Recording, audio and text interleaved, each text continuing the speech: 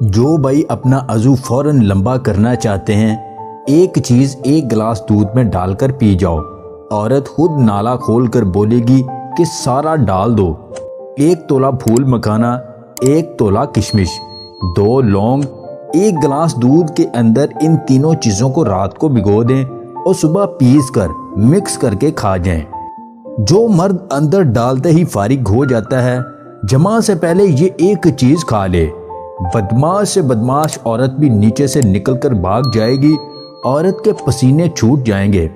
کالے بھنے ہوئے چنے، بادام، اخروٹ اور پستہ، ان چاروں چیزوں کو اچھی طرح پیس کر ان کا سفو بنا لیں اور روزانہ 1 گلاس نیم گرم دودھ میں 1 چمچ ڈال کر پی لیا کریں۔